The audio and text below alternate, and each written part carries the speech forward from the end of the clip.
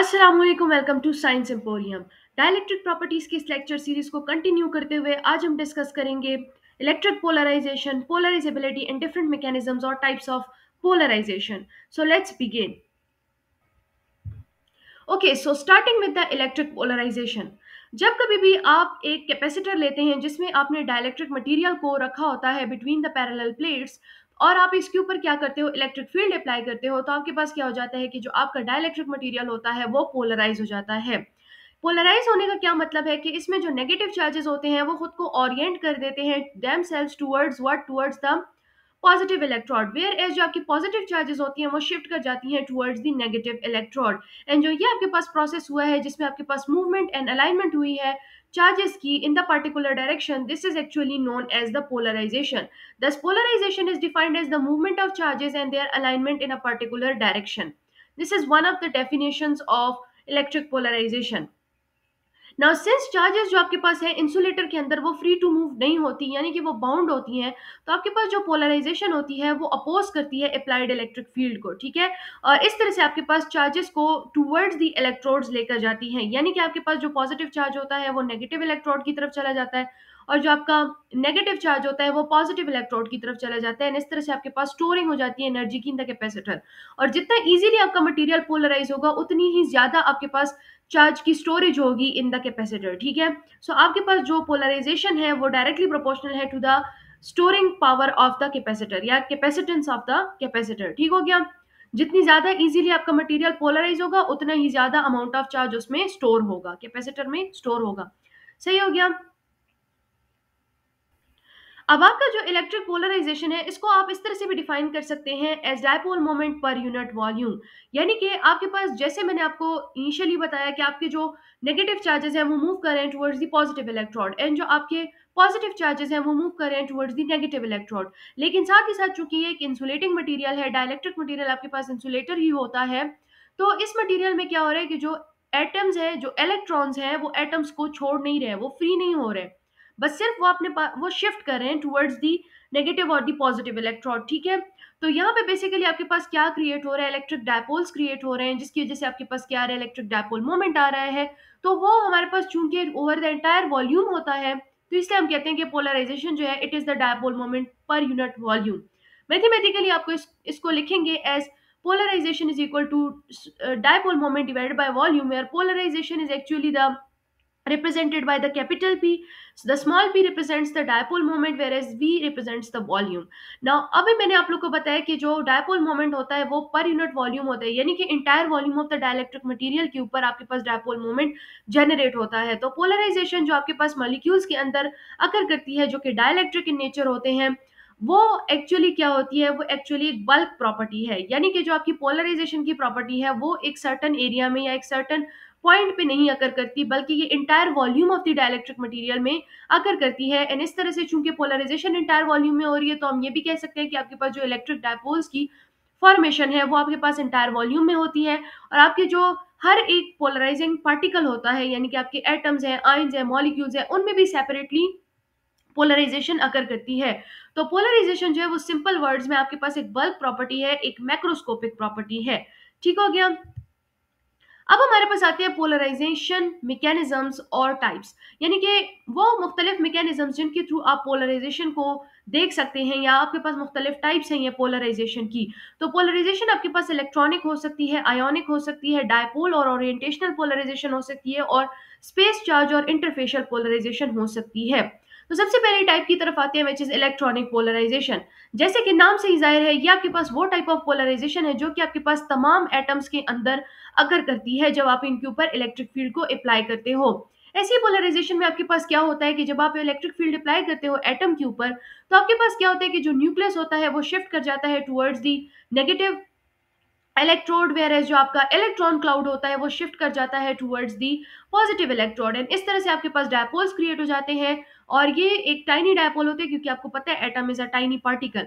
And इसी तरह से आपके पास स्मॉल पोलराइजिंग इफेक्ट हो जाती है। और जब आपके पास लार्ज नंबर ऑफ एटम्स आ जाती है, यानी एक मॉलिक्यूल की अगर आप बात करते हैं और उसमें इलेक्ट्रॉनिक पोलराइजेशन अगर कर रही है, तो फिर आपकी पोलराइजेशन भी उसी हिसाब से बढ़ेगी, ठीक है। सो जितने ज्यादा आपके पास डायपोल मोमेंट्स होंगे उतनी ही ज्यादा आपके पास पोलराइजिंग इफेक्ट आएगा, ठीक है। सेकंड जो आपके पास टाइप है that is the ionic polarisation. तो आयोनिक पोलराइजेशन नाम से जाहिर है अगेन ये आयोनिक मॉलिक्यूल्स में होती है, जैसे कि आप इसकी एग्जांपल ले सकते हैं सोडियम क्लोराइड की, ठीक है, which is the best and simple example for the ionic polarisation. देखिए सोडियम क्लोराइड में आपके पास जो सोडियम होता है वो पॉजिटिवली चार्ज होता है, जो आपका क्लोरीन होता है वो नेगेटिवली चार्ज होता है। तो जब आप इसके ऊपर इलेक्ट्रिक फील्ड को अप्लाई करेंगे तो आपका जो पॉजिटिवली चार्ज सोडियम है वो मूव करेगा towards the negative electrode, whereas जो आपका नेगेटिवली चार्ज क्लोरीन है वो मूव करेगा towards the positive electrode. And इस तरह से आपके पास अगेन डायपोल की जनरेशन होगी एंड पोलराइजेशन अगर होगी। यहाँ पे क्या लिखा है, यहाँ पे लिखा है कि in ionic solids such as ceramic materials the ions are symmetrically arranged in a crystal lattice with a net zero polarisation. कहते हैं कि जो आपके आयोनिक सॉलिड्स होते हैं जैसे कि आपके पास सिरामिक मटेरियल्स हैं, इनमें आपके जो आयंस होते हैं वो क्रिस्टल लैटिस के अंदर सिमेट्रिकली अरेंज होते हैं, जिसकी वजह से इनके ऊपर जो नेट पोलराइजिंग इफेक्ट होता है वो जीरो होता है। लेकिन जैसे ही आप इन आयोनिक सॉलिड्स के ऊपर इलेक्ट्रिक फील्ड को अप्लाई करते हो तो जो कैटाइंस एंड एनाइंस होते हैं वो अट्रैक्ट हो जाते हैं टू द ऑपोजिट डायरेक्शंस। जो कैटाइंस होते हैं वो आपके पॉजिटिवली चार्ज होते हैं, ये मूव करते हैं towards the negative electrode, and जो एनाइंस होते हैं वो नेगेटिवली चार्ज होते हैं तो ये मूव करेंगे towards the positive electrode. And इस तरह से आपके पास क्या हो जाएगी, आयोनिक डिस्प्लेसमेंट अकर होगी, एंड इस आयोनिक डिस्प्लेसमेंट की वजह से आपके पास डायपोल मोमेंट्स जनरेट होंगी एंड इन टर्न आपके पास पोलराइजिंग इफेक्ट आएगा। So this creates a relatively large ionic displacement compared to the electronic displacement। जो आपकी ionic displacement होती है वो ज्यादा होती है than the electronic displacement, ये चीज भी आपने याद रखनी है, which can give rise to high dielectric constants in ceramic popularly used in capacitors। ठीक है, और ये जो आपके पास large ionic displacement अगर कर रही है इसकी वजह से आपके जो dielectric constants होते हैं वो हाई हो जाते हैं। सिरामिक मटेरियल्स में पॉपुलरली ये ज्यादा होते हैं डाइलेक्ट्रिक कॉन्स्टेंट्स, और ये हमारे पास कैपेसिटर्स वगैरह में भी यूज किए जाते हैं। नेक्स्ट जो आपके पास टाइप आती है दैट इज डायपोल और ओरिएंटेशनल पोलराइजेशन। अगेन आपके पास आता है, नाम से अगेन आपको समझ आ रही है कि डायपोलर या फिर ओरिएंटेशनल पोलराइजेशन क्या होती है। तो यहाँ पे सिंपली आपके पास जो ओरिएंटेशन होती है उसमें चेंज आता है। देखते हैं यहाँ पे क्या लिखा है। Certain solids have permanent molecular dipoles that under an electric field rotates themselves in the direction of the applied field, creating a net average dipole moment per molecule।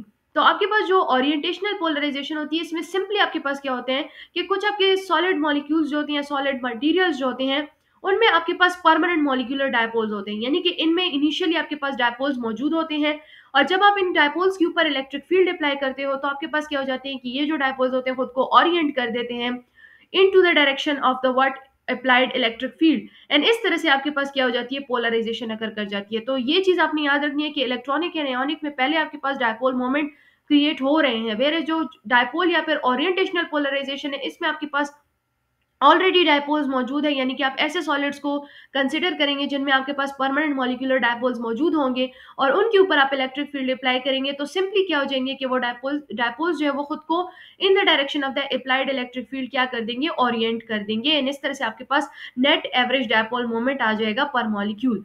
Now, dipole orientation is more common in polymers since their atomic structures permits reorientation।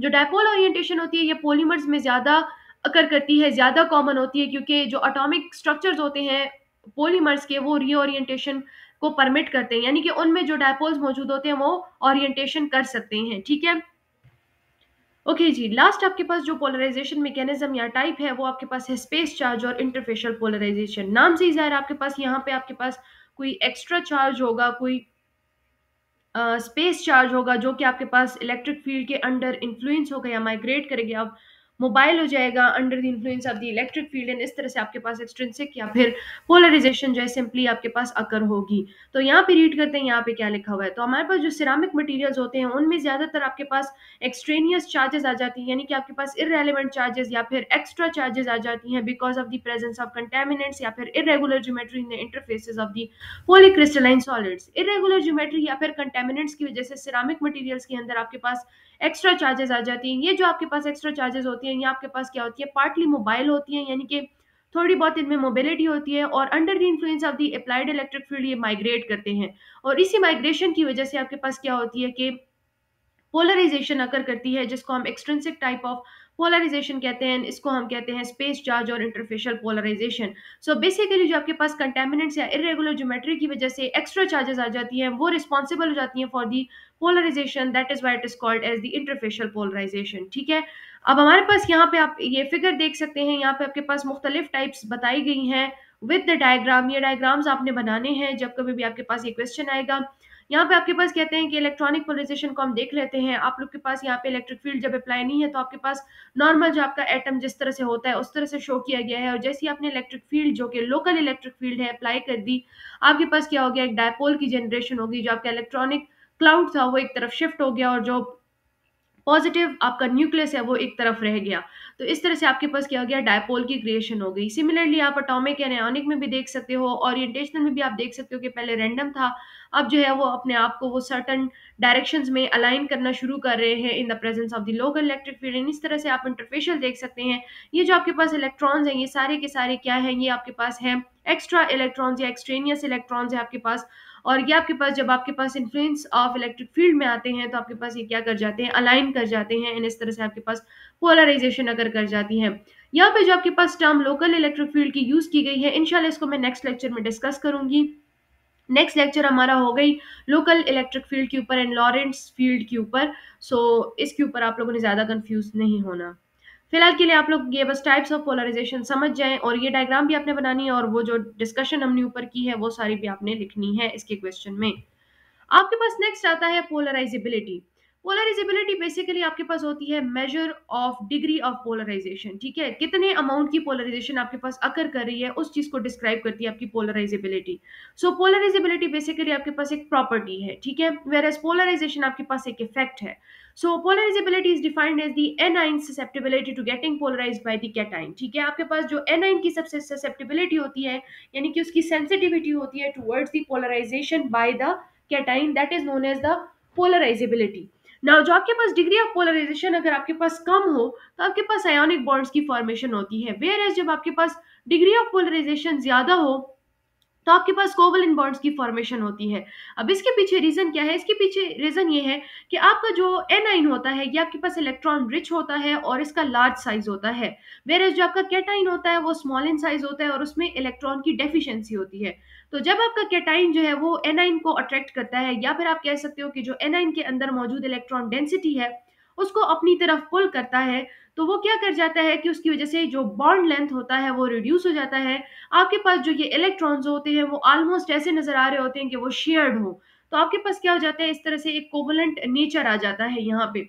सो इसी वजह से हम कहते हैं कि जब आपके पास ये पोलराइजेशन अगर करती है और इसकी डिग्री आपके पास हाई हो, तो पोलराइजेशन में भी बेसिकली वही हो रहा है ना कि आपके पास जो इलेक्ट्रॉनिक क्लाउड है वो शिफ्ट हो रहे हैं टुवर्ड्स दी पॉजिटिव इलेक्ट्रोड। ठीक है, जो आपका पॉजिटिव इलेक्ट्रोड है उसको आप एज अ कैटाइन ले लें, और जो आपका इलेक्ट्रॉनिक क्लाउड है उसको आप एनाइन ले लें, क्योंकि उसमें आपके पास इलेक्ट्रॉन्स की एफिशिएंसी है, मतलब ज्यादा है उसमें इलेक्ट्रॉन्स, आपके पास इलेक्ट्रॉन रिच है वो। तो क्या हो रहे हैं, वो इलेक्ट्रॉन्स जो है वो शिफ्ट कर रहे हैं towards the word towards the positive electrode, and इस तरह आपके पास पोलराइजेशन अकर करिए। अब ये शिफ्ट जितना ज्यादा होगा, इसकी डिग्री जितनी ज्यादा होगी पोलराइजेशन की, उतने ही ज्यादा आपके पास कोवलेंट बॉन्ड का नेचर आएगा, क्योंकि यहाँ पे आपको इलेक्ट्रॉन्स ऑलमोस्ट शेयर्ड नजर आएंगे। ठीक है, मैथमेटिकली आप पोलराइजेबिलिटी को लिख सकते हैं एज आपका डायपोल मोमेंट जो है वो डायरेक्टली प्रोपोर्शनल होता है टू द इलेक्ट्रिक फील्ड, यानी कि जब आप इलेक्ट्रिक फील्ड की इंटेंसिटी बढ़ाते हो या इलेक्ट्रिक फील्ड स्ट्रेंथ बढ़ाते हो तो आपके पास डायपोल मोमेंट्स की क्रिएशन भी साथ साथ बढ़ती जाती है। तो अब यहाँ पे जो प्रोपोर्शनैलिटी साइन है इसको जब हम रिमूव करेंगे, इक्वलिटी के साथ इसको रिप्लेस करेंगे, तो आपके पास यहाँ एक कांस्टेंट ऑफ प्रोपोर्शनैलिटी आएगा, और वो कांस्टेंट ऑफ प्रोपोर्शनैलिटी आपके पास क्या कहलाता है, पोलराइजेबिलिटी कहलाता है, जो कि आपके पास रिप्रेजेंट किया जाता है एज अल्फा। यानी कि ये जो आपके पास इक्वेशन है इसमें आपके पास ये जो स्मॉल p है, this is your dipole moment, this capital E is your electric field, where is this alpha is known as your polarisability. अब जो पोलराइजेबिलिटी होती है इसको हम ऐसे भी डिफाइन कर सकते हैं, the tendency of matter when subjected to an electric field to acquire an electric dipole moment in proportion to that of applied field. So basically जो पोलराइजेबिलिटी है वो या तो आपके पास डिग्री ऑफ मेजर है या फिर आपके पास टेंडेंसी ऑफ अ मैटर है टू गेट पोलराइज्ड। ठीक है, so it is the measure of degree of polarization और it is the tendency of matter to get polarized, this is known as polarizability. तो ये मुख्तलिफ मैंने आप लोग को डेफिनेशंस भी बता दी हैं पोलराइजेबिलिटी की। आपके पास जो पोलराइजेबिलिटी होती है ये एक्चुअली आपके पास एक माइक्रोस्कोपिक प्रॉपर्टी है, यानी कि ये एक इंडिविजुअल पार्टिकल में होती है, ये इंटायर वॉल्यूम में नहीं अकर करती। ठीक है, सो पोलराइजेबिलिटी आपके पास क्या है, एक माइक्रोस्कोपिक प्रॉपर्टी है। इन डिफरेंसेस को भी आप लोग याद रखें, अगर आपके पास इस तरह का कोई क्वेश्चन आ जाए कि differentiate between polarisation and polarisability, तो वो भी आप इसमें से लिख सकते हैं। इसके अलावा जो आपकी पोलराइजेबिलिटी होती है इसका सीजीएस सिस्टम में यूनिट जो होता है वो सेंटीमीटर क्यूब का होता है। तो यहाँ पे आपके पास पोलराइजेबिलिटी का टॉपिक कंप्लीट होता है। नेक्स्ट जो आपके पास आता है उसमें हम थोड़ा-सा डिस्कशन करेंगे ऑन दी कैपेसिटर के। अगर आप एक कैपेसिटर या एक कंडेंसर को ले लेते हैं, तो आपके पास और एक डाइलेक्ट्रिक मटेरियल को आप उधर प्लेस कर देते हैं, तो आपके पास किस किस्म के इफ़ेक्ट्स आते हैं।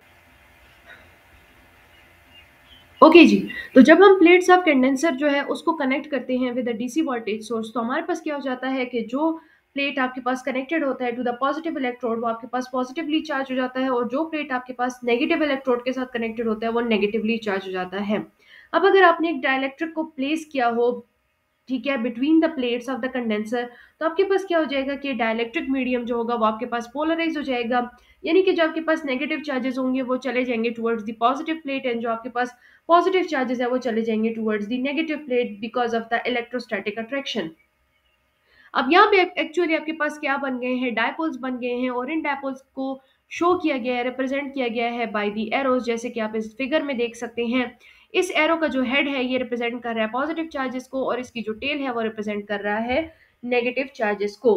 वेयर इज जो आपका सेंटर होगा इस डाइलेक्ट्रिक मीडियम का, वो आपके पास अनचार्ज होगा, क्योंकि यहाँ पे आपके पास पॉजिटिव एंड नेगेटिव चार्जेस का जो इन्फ्लुएंस होगा वो ऑलमोस्ट इक्वल होगा, जिसकी वजह से यहाँ पे आपको सेंटर की पे आपके पास जो डाइलेक्ट्रिक मीडियम का सेंटर होगा, वहाँ पे आपको positive and negative charges separately show नहीं होंगे, बल्कि आपको एक अनचार्ज या न्यूट्रल पोर्शन मिलेगा। Whereas on the sides जो है, जो कि आपके पास टुवर्ड्स द नेगेटिव प्लेट का जो आपके पास साइड होगा, वहाँ पे आपको पॉजिटिव चार्जेस की एक्यूमुलेशन नजर आएगी, वेयर एज जो साइड आपका डाइलेक्ट्रिक मीडियम का है टुवर्ड्स द पॉजिटिव प्लेट, वहाँ पे आपको नेगेटिव चार्जेस की एक्यूमुलेशन शो होगी। ठीक है, तो इस तरह से आपके पास क्या हो जाएगा कि because of this deposition of charges on the near the positive and negative plates, ठीक है, आपके पास क्या जनरेट हो रहा है, एक और डीसी सोर्स जनरेट हो रहा है जो कि आपके पास ऑपोजिट पोलैरिटी में है to the original voltage source. ठीक है, अब यहाँ पे हम कंसिडर करते हैं कि लेट जो आपका के पास ई नॉट इलेक्ट्रिक फील्ड है वो बेसिकली आपके पास ओरिजिनल बैटरी की फील्ड है। यानी कि ये जो आपके पास ये पॉजिटिव प्लेट और नेगेटिव प्लेट के ऊपर आप ये चार्जेस देख रहे हो, यहाँ पे जो आपने ये बैटरी कनेक्ट की हुई है, इसका जो फील्ड है वो आपके पास एक्चुअली क्या रिप्रेजेंट कर रहा है, ई नॉट रिप्रेजेंट कर रहा है। वेयर एज जो आपका ई वन है, ये आपके पास वो फील्ड है जो कि आपके पास है because of the induced battery, यानी कि जो आपके पास डाइलेक्ट्रिक मीडियम में पोलराइजेशन अकर हुई है उसकी वजह से जो इलेक्ट्रिक फील्ड जनरेट हुई है, डीसी सोर्स जनरेट हुआ है, उसको हम रिप्रेजेंट करते हैं भाई ई वन। और जो इनका इफेक्टिव फील्ड होगा वो क्या होगा, रिजल्टेंट फील्ड जो आपके पास होगा या इफेक्टिव फील्ड होगा वो आपके पास क्या होगा, it will be the algebraic sum of the two field densities, that is के E one plus E naught. ठीक है, जो आपका ई होगा वो इक्वल होगा to E naught plus E one. यहाँ पे जो आपका इंड्यूस्ड बैटरी की वजह से जो इलेक्ट्रिक फील्ड यानी कि ई वन जनरेट हो रहा है, हमने कहा है कि वो ऑपोजिट पोलैरिटी में है टू द ओरिजिनल फील्ड। तो आपके पास इस ऑपोजिट पोलैरिटी वाली फील्ड को, या फिर हम कह सकते हैं इंड्यूस्ड बैटरी वाली इलेक्ट्रिक फील्ड को, हम क्या कहते हैं, डीपोलराइजेशन फील्ड कहते हैं। अब जो आपका डाइलेक्ट्रिक मीडियम है जो कि आप प्लेस करेंगे between the plates of the condenser, वो किसी भी फॉर्म का हो सकता है, इट डजेंट मैटर कि उसका शेप क्या है। ठीक है, वो आपके पास स्फेयर भी हो सकता है, वो सिलेंडर भी हो सकता है, वो थिन शीट भी हो सकती है, या फिर कोई भी फॉर्म ऑफ इलेप्सॉइड हो सकता है। तो डाइलेक्ट्रिक मीडियम जो है उसकी प्रॉपर्टीज उसकी शेप के ऊपर डिपेंडेंट नहीं है, किसी भी शेप का डाइलेक्ट्रिक मीडियम आप प्लेस कर सकते हो। ठीक है, अब आपके पास जो पोलराइजेशन होती है वो आपके पास क्या होती है, it is the sum of dipoles divided by the volume. ठीक है, sum of the electric dipole moments पर unit volume is actually the polarization. तो इसकी जो कंपोनेंट्स होंगे डीपोलराइजेशन फील्ड ई वन के along the three principal axes, वो आपके पास क्या हो जाएंगे, E one of x is equal to minus N x P x, E one of y is equal to minus N Y P Y, and E one of Z is equal to minus N Z P Z. Generally आप इसको लिख सकते हैं as E is equal to N P. ठीक है, with a negative sign, क्योंकि negative sign हम क्यों लगा रहे हैं, क्योंकि एक डीपोलराइजिंग फील्ड है opposite to the direction of the original field. Now यहाँ पे आपके पास जो ये एन एक्स है, एन वाई है और एन जेड है, ये आपके पास क्या है, डीपोलराइजेशन फैक्टर्स है, और ये हमेशा आपके पास पॉजिटिव रहती हैं। तो यहाँ पे जो चीज आपके पास नेगेटिव है that is the polarization which is actually the depolarising field. Okay जी, यहाँ पे जो आपके पास एन एक्स एन वाई और एन जेड का सम होता है वो आपके पास 4 पाई की इक्वल होता है सीजीएस सिस्टम में। अब आपके पास यहाँ पे क्या होता है कि हमारे पास जनरली क्या होता है, ई वन जो है वो इक्वल होता है माइनस एन पी के। ठीक है, let this be equation number one. हमें चाहिए एन की वैल्यू, तो हमें पता है कि एन एक्स एन वाई और एन जेड का जो सम है वो 4 पाई की इक्वल होता है। तो एन हमारे पास किस चीज की इक्वल होगा, अगर हम एक स्फेरिकल सैंपल ले लें तो उसके लिए जो हमारे पास एन एक्स होगा वो एन वाई की इक्वल हो जाएगा, एन वाई एन जेड की इक्वल हो जाएगा, और ये तीनों जो है इक्वल हो जाएंगे एन के। ठीक है, तो अगर मैं इस इक्वेशन में, ये वाली जो आपकी इक्वेशन है, इसमें मैं एन वाई, एन एक्स और एन जेड की जगह एन पुट कर दूं तो मेरे पास ये आ जाएगा plus N is equal to 4 pi. ना इन तीनों एन का जब मैं सम लेती हूँ तो ये 3n की इक्वल आता है, और मैं 3 को बोथ साइड्स पे डिवाइड कर देती हूँ तो मेरे पास एन जो है वो 4 पाई बाई 3 की इक्वल आ जाता है। अब ये जो n is equal to 4 pi by 3 है, इसको मैं पुट कर देती हूँ इन द इक्वेशन 1, और मेरे पास ये वाली इक्वेशन आ जाती है, that is E1 is equal to 4 pi p divided by 3 minus which is known as the depolarising field. तो ये जो आपके पास फॉर्मूला आया है, ये हमारे पास फाइनल रिजल्ट है फॉर द डीपोलराइजिंग फील्ड, जिसको आप लोगों ने याद रखना है। ये एमसीक्यूज के लिए भी इंपॉर्टेंट है, और आगे जितने भी हम मैथमेटिकल डेरिवेशंस करेंगे उनमें भी इसकी काफी इंपॉर्टेंस है। तो यहाँ पे हमारा आज का टॉपिक कंप्लीट होता है। इंशाल्लाह मैं आप लोग से मिलूंगी अब नेक्स्ट टॉपिक के अंदर, जिसमें हम डिस्कस करेंगे लोकल फील्ड को और लॉरेंट्स फील्ड को। तो मिलती हूँ मैं आप लोग से नेक्स्ट लेक्चर में। टिल देन टेक केयर, अल्लाह हाफिज एंड थैंक्स फॉर वॉचिंग।